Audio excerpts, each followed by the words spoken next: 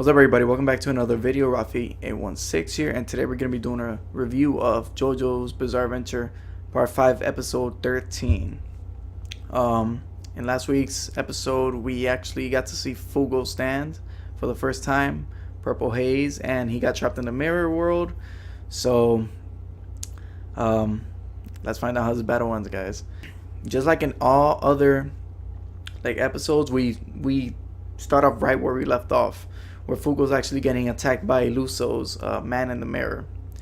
But he notices that something is running away from where they're at in the regular world. So Iluso decides Fugo's already done for. He's just gonna go follow the footsteps that are going to the Mosaic Dog's house. So Iluso follows the footsteps once again, and he actually finds Abakio. Abakio finds the key, Iluso finds him, and he sees that Abakio's about to grab the key.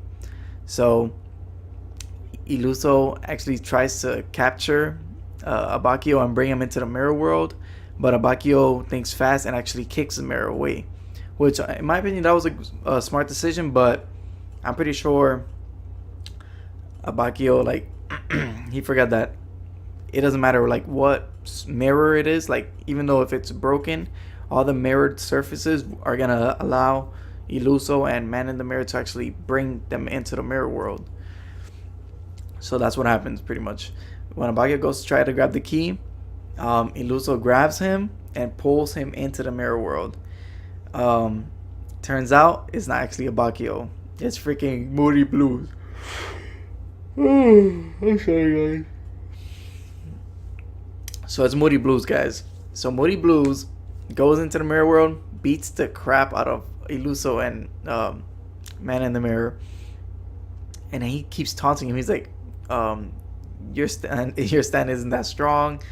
I bet you didn't expect me to think about breaking basically what he thought was he needed to make the mirror smaller in order to enclose a specific area of Iluso's vision. So he made the mirror smaller just so Iluso wouldn't be able to see him, his stand becoming him, and actually the plan worked pretty much.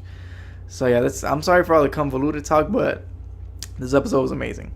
So it actually worked to his disadvantage. Abakio's plan to break the mirror, he made it easier for Iluso to actually grab him, because he took half of Abakio, and since he controls the mirror world at will, he kicked out half of Moody Blues, and they actually became together like one person. And this part kind of confused me, because Abakio is about to grab the key, right?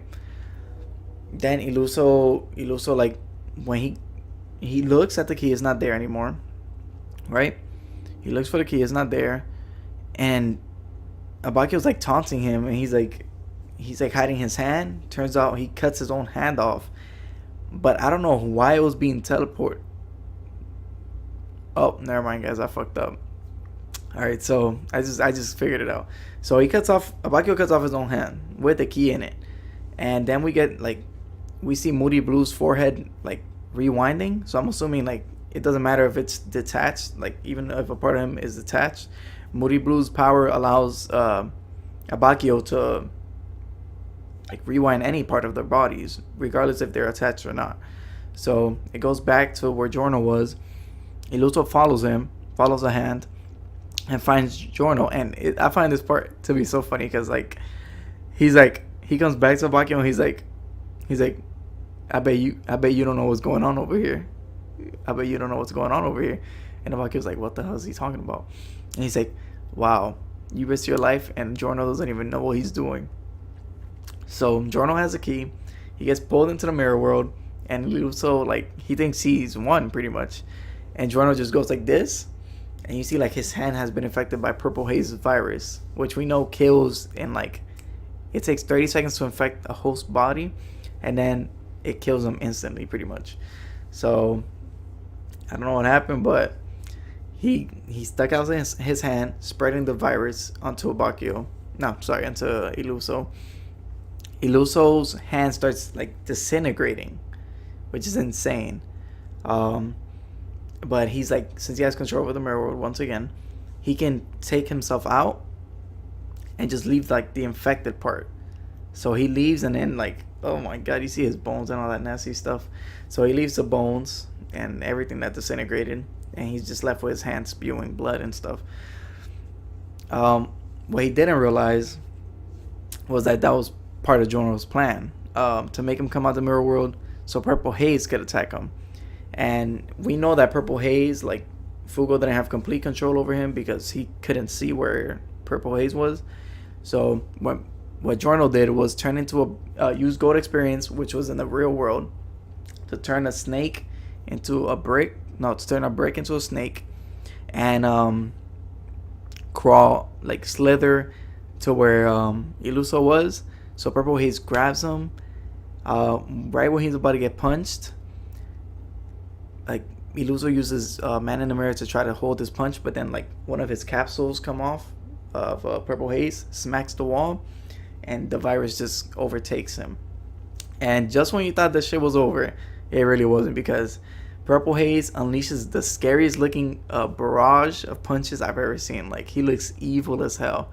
And Purple Haze's design is pretty cool, guys. Like, I really like it. So yeah, that's what happened this episode. Like, Iluso gets disintegrated. Like, and that's a crazy part about this part of JoJo's. Like, every enemy that they fought pretty much has died. It's not just defeated. Like, they've died. And yeah, man. Like, Giorno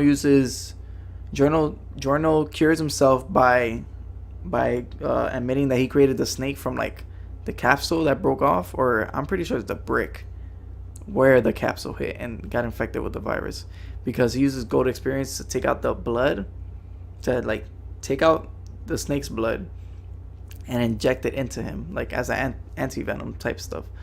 So he gets cured, and Abakio, he's losing a lot of blood. So I'm like, is he gonna die? Like, he said he was gonna beat up Giorno, and he just like knocked out. So yeah, I really like that. Bakio was actually like, his pride didn't let him stop caring about Giorno, but he also didn't want to make Giorno be right at the same time, because he's so prideful. And Giorno is like, he's beast. I'm like, his plans always work. So after the credits, guys, you guys have to stay, because there's a scene where Mr. Dipolo, that was his name, Pipolo, the old man that came and got Bruno's money, he actually gets assassinated, or it looks like he killed himself, and we see one of the assassin team members over him, and like a paper that's on fire. So I don't know if next week we're gonna have an episode, because it said special celebratory episode. Like, I don't care about that, but yeah, guys, let me know what you guys thought about this episode, man. I really enjoyed it. As always, JoJo's is amazing. And yeah, guys, Raphael 16 signing out. Have an awesome day. Peace.